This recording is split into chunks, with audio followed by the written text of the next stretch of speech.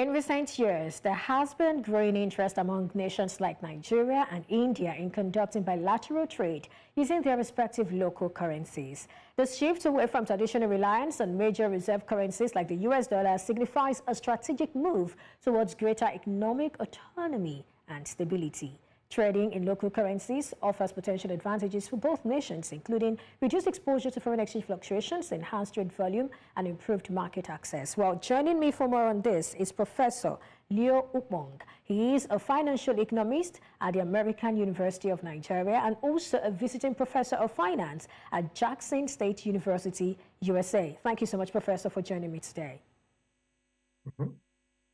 All right, so first, let me get your reaction to this news. Nigeria, India inking this particular currency deal. What do you make of it? Again, thank you for having me.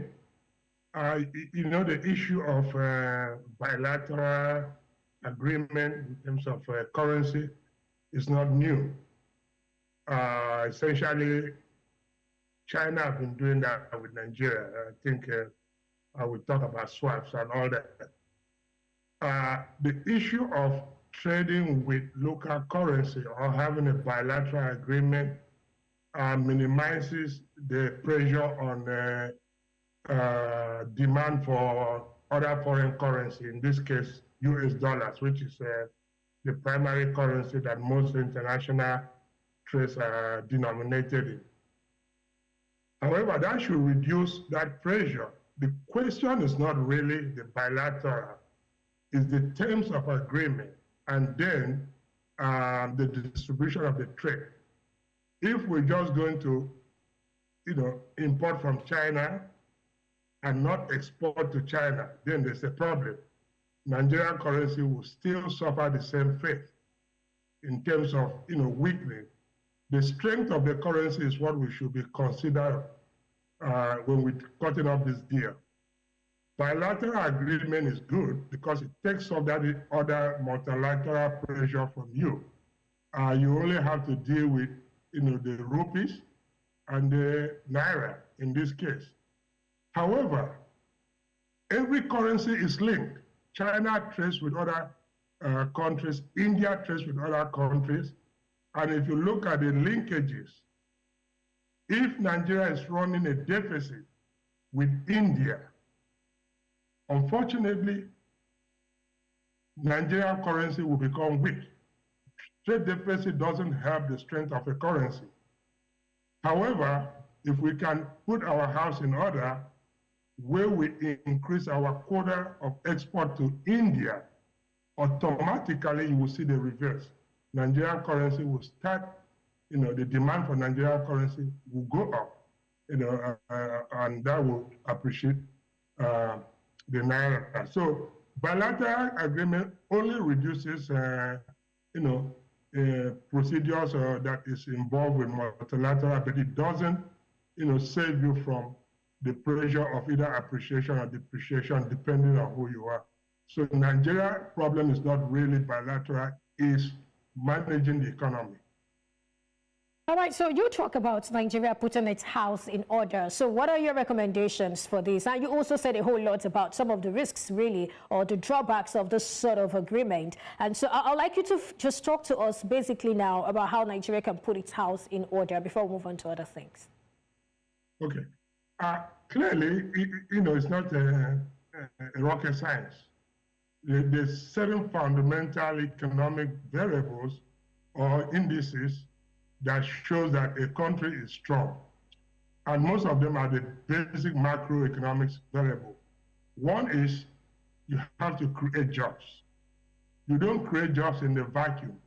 You must engage in simple things as manufacturing what you need. Internal demand or internal satisfaction of the demands of Nigeria is the first place. Now, right now, we are not producing enough of what we need, even the foodstuff. Again, there are reasons for those beyond economic insecurity, mismanagement, corruption. So production is key, and production requires certain inputs you must have the capital, you must have the technology, and of course, you must have the know-how, or what they call the entrepreneurship or management of the business. At the moment, we don't have those capacities. In terms of the technology, I don't think we have indigenous technology to meet our demand. Simple input as energy is a problem. We must invest and have a stable supply of electricity before we talk of manufacturing. We cannot be competitive in any manufacturing sector without a stable electricity supply. Manufacturing is very energy intensive. Yeah.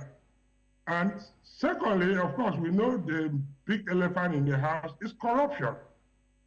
Corruption can never take us to where we want to be economically. In other words, if it requires 1 billion to build a road, and you, through corrupt practices, we end up spending 10 billion on the road. That is a misallocation of scarce resources. The other 9 billion could have been used to expand the capacity of other sectors, health, education, and whatnot. So basic economic indices as growing the economy through productivity activities would lead to high employment. Once you solve the problem of employment by having those infrastructures in place, then our economy will go the right direction. Of course, again, this is very simplified. We have all other kinds of problems. I think I joined you guys talking about the capital requirement. I don't think capital requirement internally in Nigeria is a problem. But management of the capital is a problem. Right. We have the money is there, we are generating it, but we're not managing the money properly. So most of our money is leaving the country for the so-called importation. So again, the Nigerian economy needs to be fixed first, and then we can start dealing with all this other exchange rate and whatnot, or bilateral, multilateral agreement. Our strength depends on the strength of our economy. All right, well, let's look at some of the things you've talked about, talking about, the trade between Nigeria and China. Now, looking at India, because it's with India that we inked this deal. Looking at the trade between Nigeria and India, do you think it's tilted more towards Nigeria or India? Which of these countries stands to even benefit more? Definitely, without a doubt, it's India. India has the capacity to export almost everything we need and compete with China, and they will do it cheaper.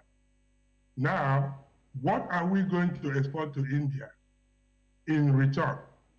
Crude oil is an international good. We don't have any kind of monopoly on crude oil, So if we import, fabric, even import food, import manufactured goods, those are things that will come from India, okay? What are we going to, give to India, or what will India import from us? We can't, supply them any other thing than crude oil. And crude oil, unfortunately, is a good that we don't have any control over. It's a global good. Anybody, Saudi Arabia or Venezuela, can step in anytime and destabilize our market. So the bilateral agreement has to be said in a way that India must import something from us. But the question is, what can we import? As I sit right here, I don't know what we can import, not even labor. India has enough labor just as we have, and not just, but quality labor. Sometimes India export labor to US in terms of very high quality labor that the US need, and they come from India. Are we going to export labor to India? So we must, first of all, figure out what they call comparative advantage. Let's leave crude oil out of the equation. That is not the point. They could agree to buy crude oil from us, but they also have the right to buy from Russia, which is very close to them. So I think that agreement is going to be tilted towards India more than in our favor. Okay, very quickly, we've talked about the Nigerian currency. Talk to us about the Indian currency. I mean, what are the factors that sort of affect its stability and how is it doing before we then move on to the broader conversation about BRICS? Okay. See, the value of a currency is really a function of the strength of the economy. What do I mean by that? Exchange rate or the value of any currency depends on the demand for that currency. Why do people demand currency? They demand it because they want to use it to buy something from you. So I need US dollars because I want to import or buy houses, buy things, invest in the US. In Nigeria, other nations, including India and China, will need Naira because they want to use it to settle trade with Naira.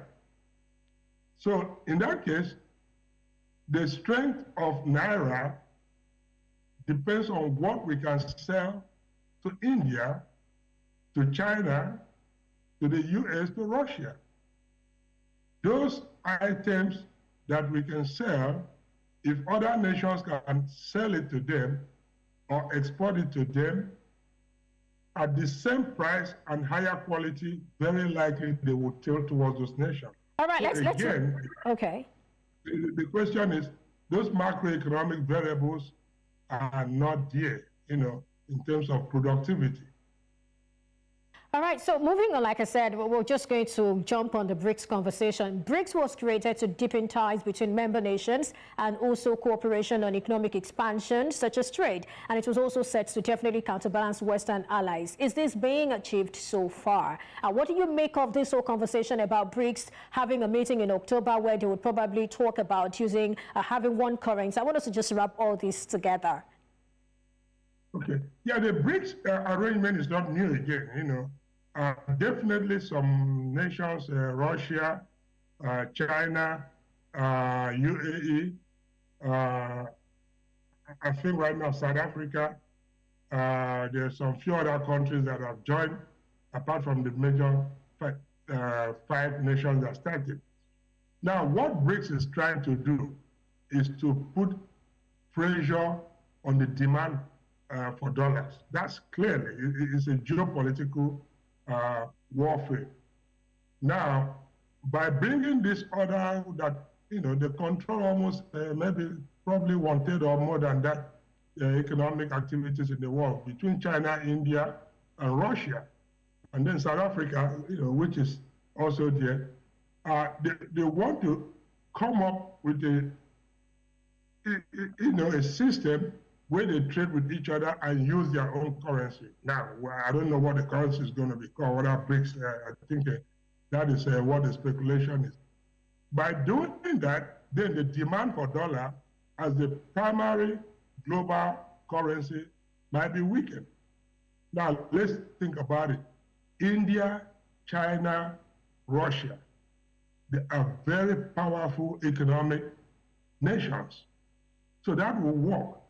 Now, if we, agitate to join BRICS, what are we bringing to the table? If you look at the euro, for example, which is a similar arrangement among European countries, the very strong nations, France, Germany, Switzerland, and all that, are members of that. But even UK, that is a very powerful country, decided not to join euro, because they believe that they can handle their own economic relationship independently or bilaterally. So BRICS is a good, idea, but again, long term, those who want to join BRICS have to ask themselves, what advantage would that give to us as a nation? All right. And with Nigeria, I think we have to ask that question seriously, because I don't think we are ready to be a member of BRICS and just import from China, India, Russia without contributing, in terms of exporting to those nations. All right, thank you, Professor Leo Ukpong, Financial Economist, American University of Nigeria, and visiting Professor of Finance, Jackson State University, USA. Thank you one more time for your thoughts on the show today. Thank you. Glad to be here. All right.